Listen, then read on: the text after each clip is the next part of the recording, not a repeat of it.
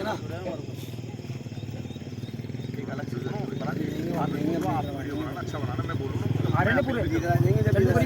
कर दी चालू। नमस्कार, आप देख रहे हैं ईटीवी राजस्थान। मैं जाकिर खान जयपुर से प्रेजेंट में जयसिंहपुरा खोर थाने पे मौजूद है, जहां एक दुष्कर्म का मामला के ऊपर धरना प्रदर्शन को चलते चलते आज 4 दिन हो गए हैं। लेकिन राजस्थान सरकार, जिसको डबल इंजन सरकार कहा जा रहा है इस टाइम राजस्थान के अंदर, श्रीमान भजनलाल जी ने अभी तक इस चीज़ पे कोई संग्राम नहीं लिया है और ना ही कोई प्रशासन की अभी तक इनके पास में आवाज़ आई है। ज्ञापन दे चुके हैं मगर अभी तक कोई भी ऐसी रिक्वेस्ट सरकार की तरफ से नहीं आई है कि कोई भी चीज़ मान्य की हो।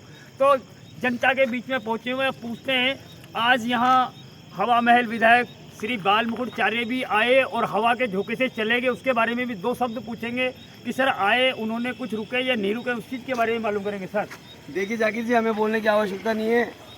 आप जो समय समय पे आकर यहाँ पे अपडेट ले रहे हैं, तो आपने बहुत अच्छा शब्द बोला। एक बाबा का काम क्या है? मंदिर में बैठना और भजन करना। वो रोडों पे हवा की झोंके की तरह क्यों घूम रहे हैं? अगर घूम रहे हवा की झोंके की तरह तो पीड़ित की सुने, उसको राहत दिलाने वाले कार्य करें।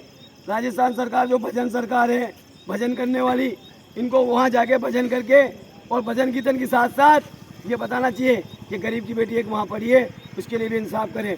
बहुत बहुत धन्यवाद, आपने अपना कीमती समय निकाला। जी भाई साहब, बड़ा ही निंदनीय, जिसको एक बड़ा मतलब किन शब्दों में मैं आपको बयां करूं, इतनी बड़ी घटना हो गई राजस्थान में। हमारे निर्भया कांड के बाद में सबसे बड़ी घटना, एक बच्ची को 20 साल की बच्ची को घर से उठा करके उसके साथ दरिंदगी करके और मरा हुआ समझ के घर के बाहर फेंक दिया जाता है।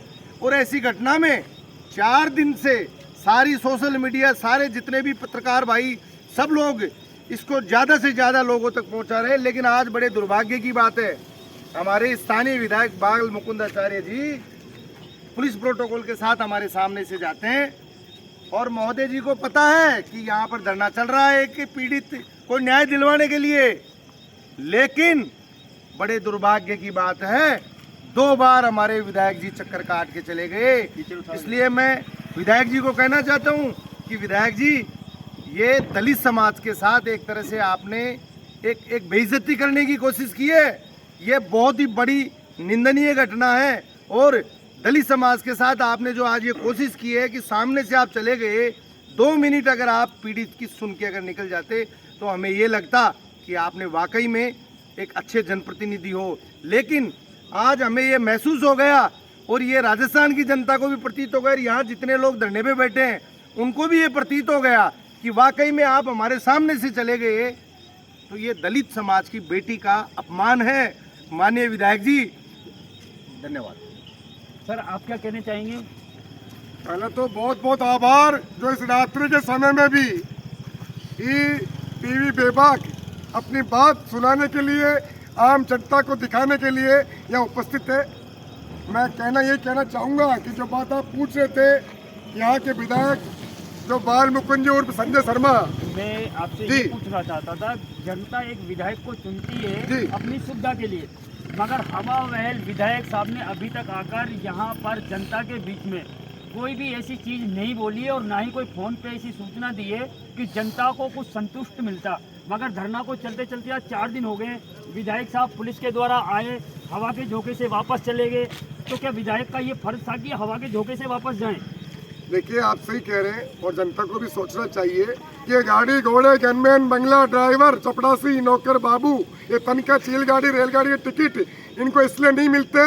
मैं भी यही बैठा था, हवा के झोंके से और स्पीड में कुछ गाड़ियाँ आई जिसमें वो बैठे थे और जो एक कीचड़ जिसको वो साफ नहीं करा पाए अपने क्षेत्र में, इसको बंद नहीं कर पाए। दिखाइए कैमरामैन जी, ये कीचड़ दिखाइए। आम रास्ते में बूढ़े बुजुर्ग, हिंदू मुसलमान, सिख ईसाई के लिए जो पीड़ा का सबक बना हुआ है और धरना स्थल और थाने के बाहर बेरुखी से बह रहे हैं और आम जनता परेशान है। इसके छींटे इन पीड़ितों के जो धरने पर बैठे इंसाफ के लिए जलगार कर रहे हैं, संविधान की रक्षा के लिए, गैंग रेप पीड़िता के न्याय के लिए, उनके छींटे लगाते उनकी गाड़ियाँ और वो देखते हुए निकल गए। पर 2 मिनट का समय उनके पास नहीं था पीड़ितों से मिलने का, पीड़ितों को सुनने का।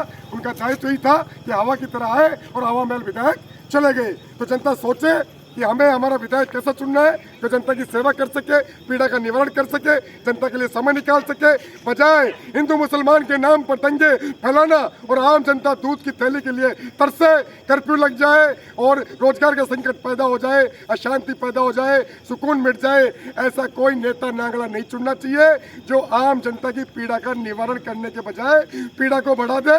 कभी किस चीज़ की बात कर रहे हो आप, कभी किस चीज़ की बात कर रहे हो, बजाय लोकहित के, जनहित के विरुद्ध आप ऐसे कार्य कर रहे हो जिनसे आम जनता का गंगा जमनी महजीब का बरसों पुराना हमारी जो संस्कृति है, जो सनातन की संस्कृति है, जो हिंदुस्तान की संस्कृति है, उसको बिगाड़ने का काम चंद लोग राज के लिए, कुर्सी के लिए, अपनी मड़ाई के लिए अयोग्य लोग जो ढोंग पाखंड करके, कुछ फर्जी लोग इस प्रकार का आडंबर करके और जनता पे राज करते हैं, बेवकूफ बनाते हैं। जनता को सचेत रहना चाहिए और हम तो ये कहेंगे कि इस बेटी के न्याय के लिए, संविधान की रक्षा के लिए तमाम आवाम से, तमाम मुल्क से गुजारिश है, प्रार्थना है, विनती है कि आप सभी जयसिंहपुरा खोर थाना क्षेत्र में जो ये थाना है, इसके बाहर इस पीड़ित बेटी के गैंगरेप के न्याय के खिलाफ, अन्याय के खिलाफ जो आवाज़ उठ रही है उसमें शरीक हो, शामिल हो, तो आप सभी यहाँ आ सकते हैं और इन अयोग्य नेताओं को करारा जवाब दे सकते हैं कि इस मुल्क में इस तरह का भ्रष्टाचार, ढोंग पाखंड, नकली नहीं चलेगा। अब जनता सब कुछ समझ चुकी है। हमको शांति, सुकून चाहिए, हमारी पीड़ा का निवारण चाहिए। नल, पानी, बिजली, स्वास्थ्य, शिक्षा, चिकित्सा, अस्पताल, लाइब्रेरी और आपसी भाईचारा चाहिए, प्रेम चाहिए। हमें झूठी फर्जी खबरें नहीं चाहिए कि मंदिर टूट गया, कभी मस्जिद टूट गया, कभी मांस फेंक दिया, तो नकली ढोंग पाखंड कोई आदमी नहीं करे। जनता की मजबूती का, राष्ट्र की अखंडता का काम करे, राष्ट्र की मजबूती का काम करे, भाई बंधु चारा सौहार्द